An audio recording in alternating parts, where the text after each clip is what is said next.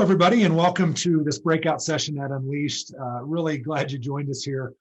Very exciting topic. We're going to talk about what is RevOps and why should you care? And I think this is a thing that's been out there. You're all hearing about it. Some of you might have already moved into those types of situations, but we just want to break it open and talk about it today here in this session.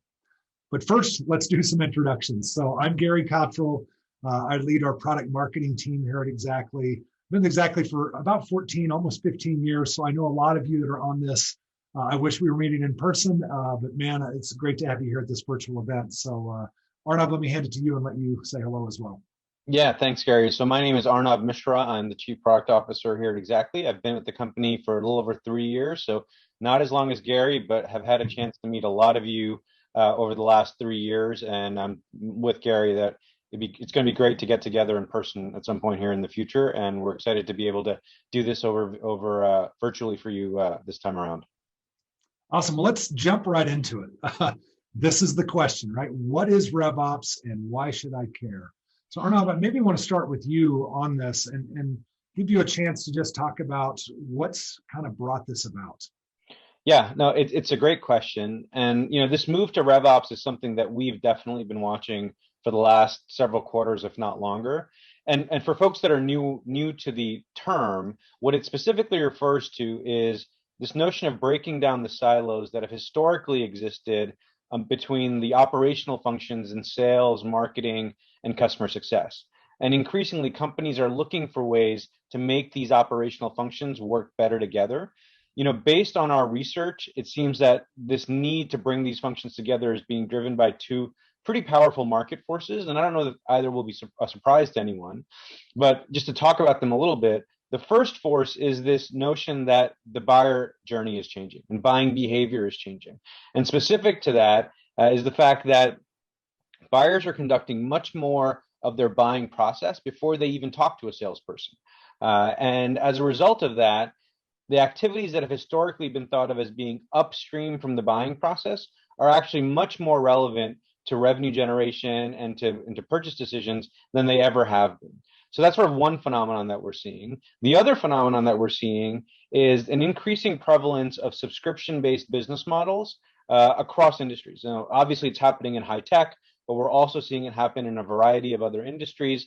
And what the implication of that is that activities that have been traditionally considered to be after the buying cycle or after the purchase decision are now all the more relevant for generating revenue, because you have to think about in a subscription model, you've got to think about renewals, you have the opportunity to cross-sell, you have the opportunity to upsell. And so all of those things have extended the revenue lifecycle kind of post downstream, if you will, from sales. And so the net result is that you get this effective expansion of the revenue cycle. And as a result, you need greater alignment between sales, marketing, and success if you're going to maximize the revenues of your company. Yeah, that definitely makes sense. I wonder if we break that into like the value, like if you look at an organization, what's the value of having this RevOps function? Where does the value itself come in? Yeah, it's a good question. So I think we think about it from sort of three different perspectives.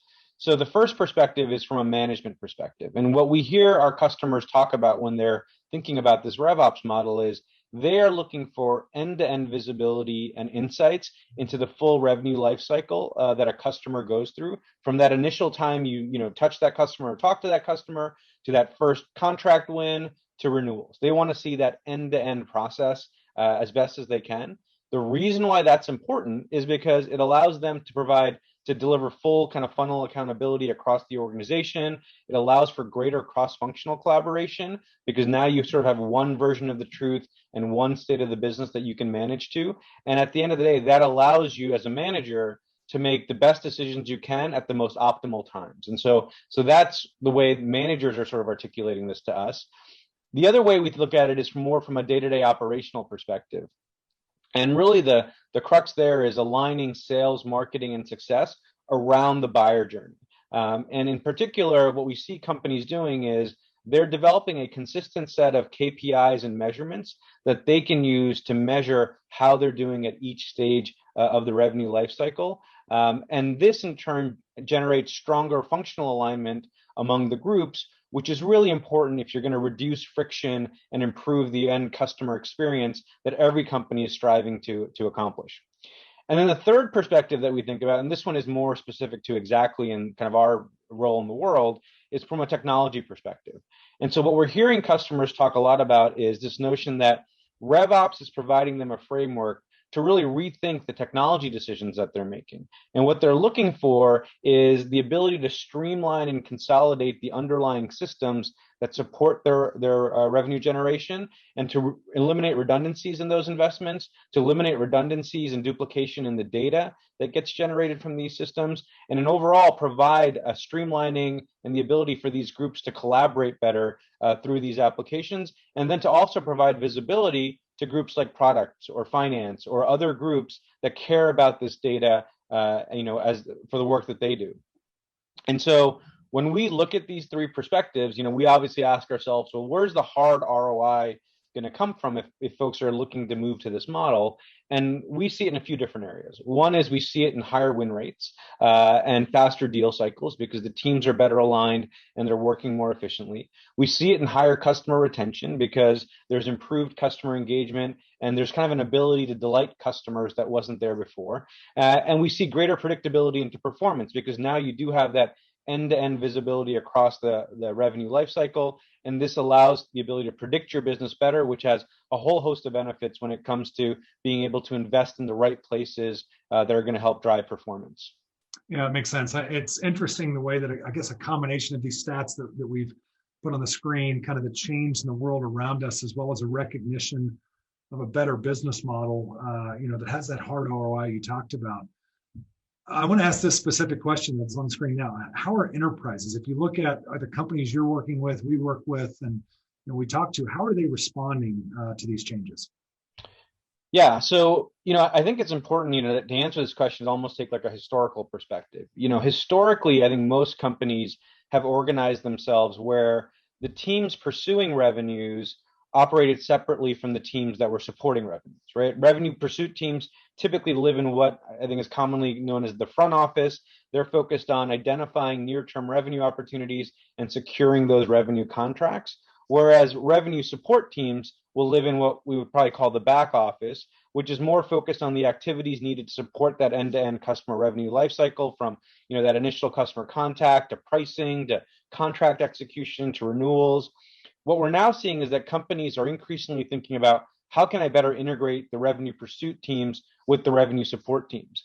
And this move towards sort of front office and back office consolidation appears to be accelerating. Survey data that we've seen shows that about 60% of companies today have built or are in the process of building a more integrated revenue operations function.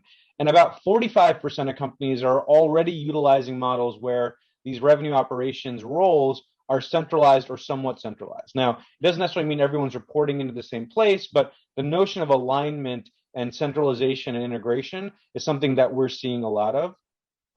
And I think, the reality is that this notion of, knocking down silos across these functions, I think that's been around for quite a while. But I think what's changed is it's gone from being a source of competitive advantage to now being kind of table stakes in a world that's increasingly changing, increasingly unpredictable. And this is a sentiment we hear a lot, especially from customers this past year, where they've been wrestling with a variety of challenges because of the pandemic, and they're thinking about ways that they can be more agile and flexible in how they react to those changes. And I think the data sort of backs it up, right? So Serious Decisions did this amazing, I think, analysis where they looked at companies in the S&P 500. So these are all public companies, and they showed that companies that have more integrated kind of revenue operations functions grow anywhere from 2.5 to 3 times faster than companies that take a more siloed approach, right? So there's real money in thinking through these business processes and picking the right tools and applications to help drive them. When we talk to customers about, what they're looking to achieve by harmonizing the front and the back office, it generally comes down to this notion of they want to be able to deliver sustainable revenues and sustainable growth, regardless of what the market conditions are. And I think, as I mentioned, this past year has taught us all to expect the unexpected. And this is now increasingly for our customers an organizational imperative about how they can make their organizations more agile and responsive to change, more resilient in the face of market turbulence, and more predictable in terms of delivering, consistent performance. Yeah, Arm, I want to jump in with a question. How does a company know if this is the right move for them? Like, I know there's a lot of things that go into that, but I'd love to just hear your thoughts on, how do you know if it's the right time for you to be making some of these moves, or is it the right time for everybody? Like, what are some of the key indicators that might help somebody recognize this is an effort that's worth it's going Yeah. to take some time and effort. Yeah, I think I don't want to speak for all customers. Obviously every company has its own considerations and priorities, but the reality is that this is not sort of a flash cut situation, right? Companies that are doing this are evolving over time towards this model.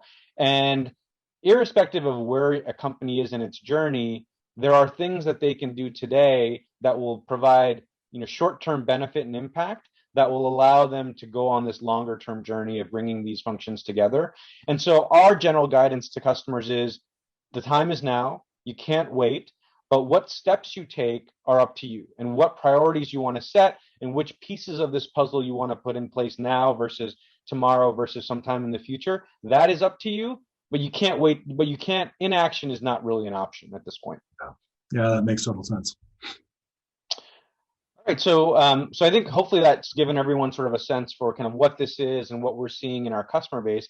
Gary, I wanted to turn this around on you a little bit, and maybe provide sort of Xactly's perspective and what we're doing about addressing the needs of this phenomenon.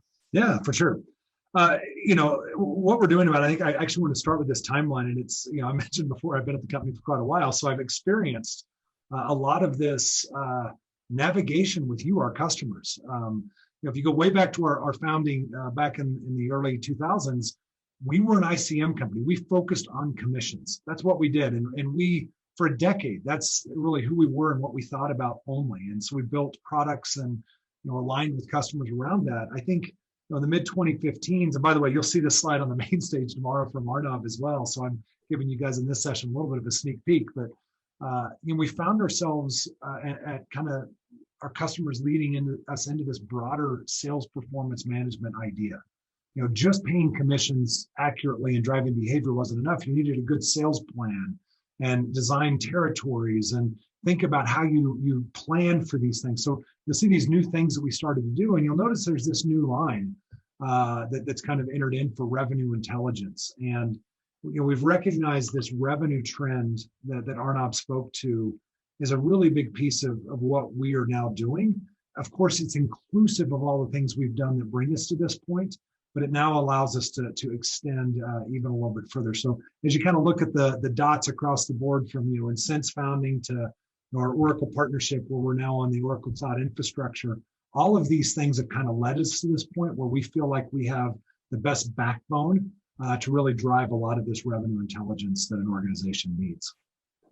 So, Arnav actually mentioned this concept, and this simple Venn diagram, I think, articulates where Xactly's fingerprint has always kind of been. It's been in this bringing together of the front and the back office. If you think of commissions and incentives, right, it's often owned by finance or HR or IT, but it's a thing that's done for the sales teams. If you think about forecasting, it's maybe something that's kind of done in the front office, but man, does the finance team want to know what commission expense might be, exposed here. And so we've kind of found ourselves in this central point, and we've really leaned into that with a lot of what we've done. So you saw a bit of that in the front piece from Arnav, but this is really the way we think about it today. And you'll see more breadth to this tomorrow in the presentation Arnav does on the main stage. But just if we start at the top piece here, we really see us as having these 6 concepts that go together, and the revenue intelligence and revenue performance kind of bifurcation of this is very intentional as well. Revenue intelligence is about adding data and intelligence to the way you do things, and performance is about executing and ensuring that you're doing the things you've decided on as well as you can. So integrating, that's talking all about the idea that we are a platform that has to sit within a great ecosystem. And so that's been a part of our DNA for a long time. We've talked in the past, and still a big piece is about planning, setting the right team in place with the right capacity and targets and roles and onboarding plans and all of those things that really help make sure that your finance team can set a sales plan in place. Operating is, now we're moving below that line into the performance. Operating is about making sure that you can adjust to the world that happens around you. 2020 was obviously a year of a lot of disruption. And Arnav mentioned the word a minute ago, agile, and the ability for great companies to be agile enough to make these changes in real time.